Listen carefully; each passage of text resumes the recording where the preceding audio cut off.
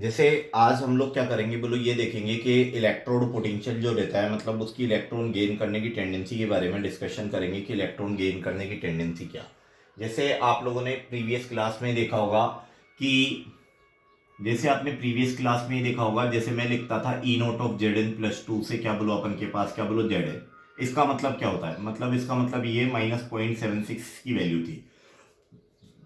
Z N plus to, तुम एक बात बताओ जेड एन में कब कन्वर्ट हुआ होगा, मतलब जब उसने क्या करे होंगे, इलेक्ट्रॉन क्या करे होंगे, गेन करे होंगे। इलेक्ट्रॉन गेन करे होंगे तभी तो ये जेड एन प्लस टू का में कन्वर्ट हुआ होगा। Z N plus two Z N में कन्वर्ट हुआ होगा, तो जेड एन प्लस टू जब जेड एन में क्या हुआ, कन्वर्ट हुआ, तो Z N plus two Z N में कन्वर्ट हुआ, तो मतलब उसने इलेक्ट्रॉन गेन करे होंगे। मीन्स ये वैल्यू किसी भी एलिमेंट की इलेक्ट्रॉन गेन करने की टेंडेंसी के बारे में बताती है। अगर इलेक्ट्रॉन गेन करने की टेंडेंसी क्या हो बोलो, हाई हो तो ये वाली वैल्यू क्या होती है, पॉजिटिव होती है। और अगर इलेक्ट्रॉन गेन करने की वैल्यू लो हो मींस डोनेट करने की टेंडेंसी, इलेक्ट्रॉन डोनेट करने की टेंडेंसी क्या हो बोलो, हाई हो। गेन करने की टेंडेंसी तो लो हो, जिसकी गेन करने की टेंडेंसी लो होगी उसकी डोनेट करने की टेंडेंसी हाई, मींस उसके लिए वैल्यू क्या होगी बोलो, नेगेटिव में होगी। ये बहुत इंपॉर्टेंट चीज है। अब तुम एक बात बताओ, जिसकी इलेक्ट्रॉन गेन करने की टेंडेंसी ज्यादा, इलेक्ट्रॉन गेन करने की टेंडेंसी, इलेक्ट्रॉन गेन करने की टेंडेंसी ज्यादा, इलेक्ट्रॉन गेन करने की टेंडेंसी ज्यादा, इलेक्ट्रॉन गेन करने की टेंडेंसी ज्यादा, इलेक्ट्रॉन गेन करने की टेंडेंसी ज्यादा मींस रिडक्शन ज्यादा। मींस जिसका भी पॉजिटिव वैल्यू होगी उसकी रिडक्शन की टेंडेंसी ज्यादा होगी, और जिसका रिडक्शन होता है वो होता है अच्छा ऑक्सीडाइजिंग एजेंट होता है। वो क्या होता है, अच्छा ऑक्सीडाइजिंग एजेंट होता है। और जिसकी इलेक्ट्रॉन डोनेट करने की टेंडेंसी ज्यादा, जिसकी इलेक्ट्रॉन डोनेट करने की टेंडेंसी ज्यादा, इलेक्ट्रॉन डोनेट करना मतलब ऑक्सीडेशन, और जिसका ऑक्सीडेशन होता है वो क्या होता है, अच्छा रिड्यूसिंग एजेंट। तो आप देखना वो जो टेबल थी ना, उसमें देखना सोडियम पोटेशियम सबसे ऊपर होंगे, सबसे ऊपर है मतलब बोलो अपन के पास ई नोट वैल्यू नेगेटिव, और जिसकी भी ई नोट वैल्यू नेगेटिव, जिसकी भी ई नोट वैल्यू क्या बोलो नेगेटिव, वो क्या है बोलो अपन के पास क्या, जिसकी नोट वैल्यू नेगेटिव वो क्या है बोलो अपन के पास क्या, अच्छा रिड्यूसिंग एजेंट, और जिसकी ई नोट वैल्यू क्या बोलो पॉजिटिव, वो अच्छा क्या है बोलो अपन के पास क्या, ऑक्सीडाइजिंग एजेंट, है ना। जैसे फॉर एग्जांपल हम लोग थोड़ा सा रिप्रेजेंट करने की कोशिश कर रहे हैं यहाँ पर। जैसे अपन के पास अगर आप देखना चाहें तो फॉर एग्जांपल बोलो हम लोगों के पास यहाँ पर ये वैल्यूज़ जो हैं, जैसे अपन के पास क्लियर नहीं आ रहा इसमें आप लोगों के पास ना, है ना, ये सोडियम पोटेशियम है वैसे तो ऊपर वाले। तो इसमें क्या होता है मतलब क्या कि ये नेगेटिव है, मतलब ये क्या है बोलो अपन के पास नेगेटिव है। चलो छोड़ो, आप अपनी बुक में देख लेना, ऊपर वाला जो भी जितना ज़्यादा नेगेटिव वो उतना ज़्यादा अच्छा रिड्यूसिंग एजेंट होता है ना। तो यही थी इलेक्ट्रोकेमिकल सीरीज थी। तो हम हर एलिमेंट को क्या लिखेंगे बोलो, ऐसे ही लिखेंगे, M+2 M में ही उसको पढ़ने की टेंडेंसी, मतलब उसकी हैबिट जो आप डालोगे ना, वो ई नोट ऑफ क्या डालो, M+ से क्या डाल लो बोलो, आप क्या डाल लो, M डाल लो। ई नोट ऑफ क्या बोलो अपन के पास, M+ से क्या डाल लो, M+ से M डालोगे। M+से M डालने का मतलब क्या है, M+से M डालने का मतलब क्या है, M+से M मतलब हम लोग हर चीज को इसी टर्म में पढ़ेंगे। अब जैसे मैं आप लोगों को एक क्वेश्चन बताता हूँ। क्वेश्चन क्या, मान लो 4-5 मेटल है, एक M1 दे दी, एक M2 दे दी, और एक M3 दे दी, और एक क्या दे दी, M4। अब इसकी वैल्यू दे रखी है -1.6, इसकी दे रखी है +1.2, इसकी दे रखी है -1.7, और इसकी दे रखी है -2.1। अब आपसे कहे कि arrange them in the increasing order of their reactivity.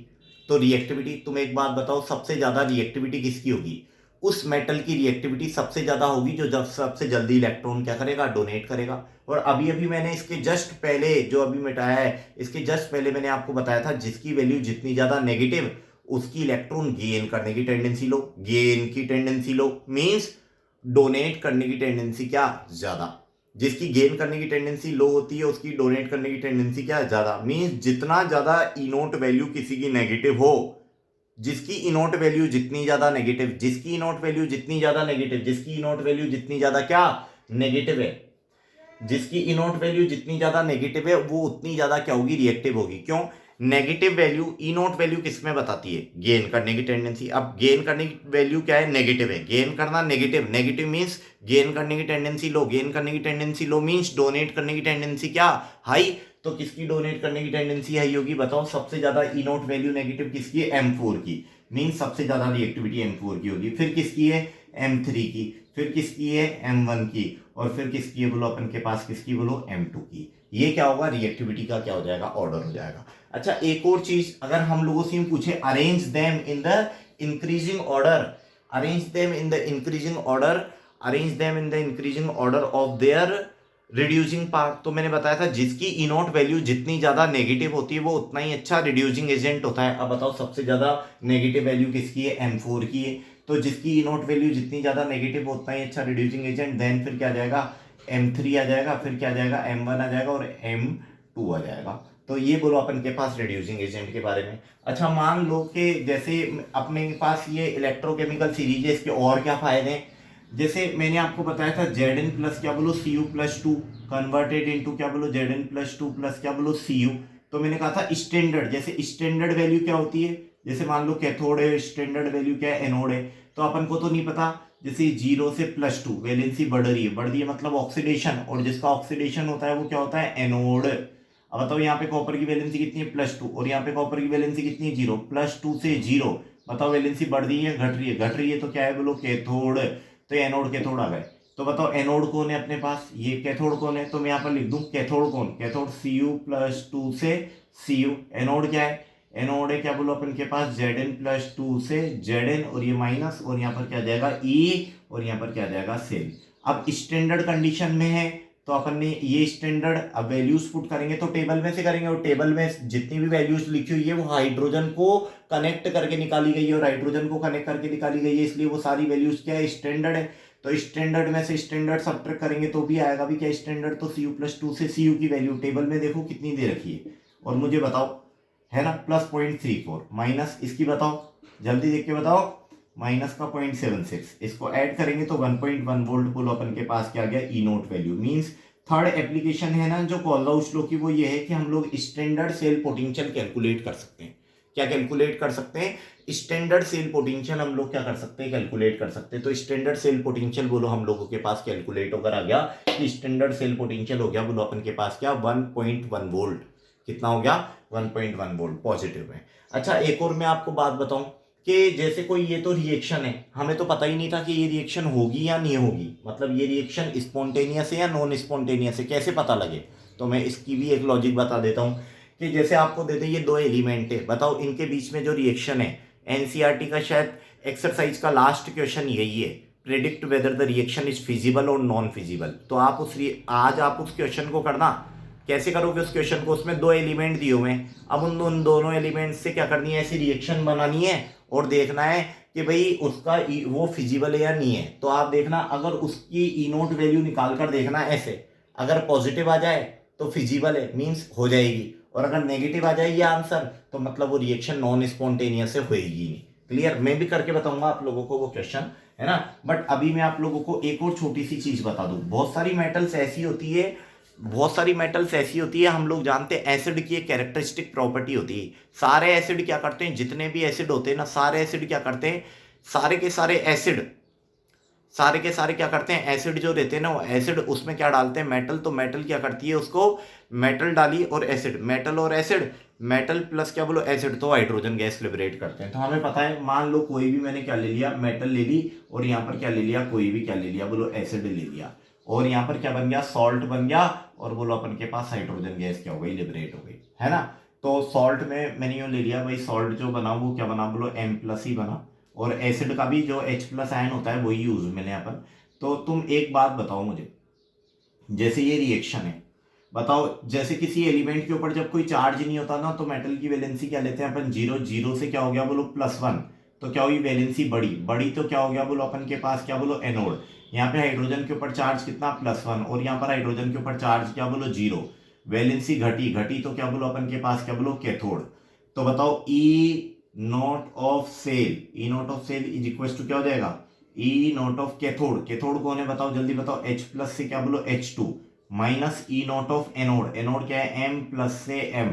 ये मैंने कहा था इलेक्ट्रॉन गेन करने वाली, यहाँ रिएक्शन में M से M+ हो रहा है तो अपन M से M+ नहीं लिखेंगे, हम तो ये वैल्यू पुट करते हैं ना यहाँ पर। तो ये वैल्यू कौन सी होती है, वैल्यू होती है बोलो हम लोगों के पास कौन सी, जो वैल्यू हम लोग यहाँ पर पुट करेंगे वो कौन सी वैल्यू होगी बोलो, टेबल में से, वो टेबल में तो सारी वैल्यू M+ से M की फॉर्म में गिवन है। तो अब एक बात बताओ, ई नोट ऑफ सेल कैलकुलेट करें, तो अब तुम कहोगे कि सर ये पढ़ाना क्या चाह रहे हो आप, मैं ये पढ़ाना चाह रहा हूं कि वो कौन कौन सी मेटल्स हैं जो एसिड से रिएक्शन करके हाइड्रोजन गैस लिबरेट करती है। सारी मेटल्स एसिड से रिएक्शन करके हाइड्रोजन गैस लिबरेट नहीं करती। तो अब एक बात देखो, हाइड्रोजन हाइड्रोजन का जो इलेक्ट्रोड पोटेंशियल होता है वो क्या होता है, जीरो। ये हाइड्रोजन का इलेक्ट्रोड पोटेंशियल है जीरो। अब यहां पर मैं मेटल की ई नोट वैल्यू पुट करूंगा। अब तुम एक बात बताओ, ये रिएक्शन हो जाए मतलब स्पॉन्टेनियस हो, तो बताओ आंसर क्या आना चाहिए, पॉजिटिव आना चाहिए। अभी अभी मैंने पढ़ाया है आपको, तभी तो ये रिएक्शन होगी। तो तुम एक बात बताओ, ये आंसर पॉजिटिव आए तो यहां पर मैं कौन सी वाली मेटल रखूं, वो मेटल जिनकी इनोट वैल्यू नेगेटिव होती है या फिर वो मेटल जिनकी इनोट वैल्यू पॉजिटिव। अगर E naught value negative, negative into negative क्या आ जाएगा आंसर, पॉजिटिव। और अगर मैंने यहां पर क्या पुट कर दिया, पॉजिटिव, यहां मैंने क्या पुट कर दिया, पॉजिटिव, पॉजिटिव पुट कर दिया, तो पॉजिटिव इंटू नेगेटिव क्या आ जाएगा, नेगेटिव। तो यहाँ नेगेटिव इंटू नेगेटिव क्या आ जाएगा, पॉजिटिव। तो मीन्स यहां पर वही वाली मेटल्स आएंगी जिनकी इनोट वैल्यू क्या होगी, नेगेटिव। तो जिनकी इनोट वैल्यू क्या होगी, बोलो नेगेटिव होगी, वही वाली मेटल्स यहां पर क्या आ जाएगी, माइनस माइनस क्या हो जाएगा, प्लस। तो आप अपनी इलेक्ट्रोकेमिकल सीरीज जो है उसमें देखो कौन कौन सी वैल्यूज, मतलब आप आज ये एक काम करना, मतलब उसमें देखना कि कौन कौन सी ऐसी वैल्यूज हैं, मतलब कौन कौन सी ऐसी मेटल्स है जिनकी इनोट वैल्यू क्या होती है, नेगेटिव। जिनकी भी इनोट वैल्यू क्या होती है, नेगेटिव। जिनकी भी इनोट वैल्यू क्या होती है, बोलो नेगेटिव होती है। जिनकी भी इनोट वैल्यू क्या होती है, नेगेटिव होती है। जिनकी भी इनोट वैल्यू नेगेटिव है वो सारी की सारी मेटल्स क्या होंगी, बोलो रिएक्टिव होंगी। जिनकी भी नोट वैल्यू क्या होती है, नेगेटिव होती है, वो सारी की सारी मेटल्स क्या कर देगी, हाइड्रोजन गैस लिबरेट करवा देगी, बाकी नहीं करवा पाएगी। मान लो आपने ऐसी मेटल रख दी जैसे कॉपर, कॉपर की नोट वैल्यू होती है positive, positive into negative, negative answer आएगा, मीन्स वो हाइड्रोजन गैस, ये रिएक्शन ही नहीं होगी, मतलब हाइड्रोजन गैस लिबरेट ही नहीं करवा पाएगी। तो ये बोलो हम लोगों के पास क्या हुआ, बोलो अपन के पास बात हो गई, है ना।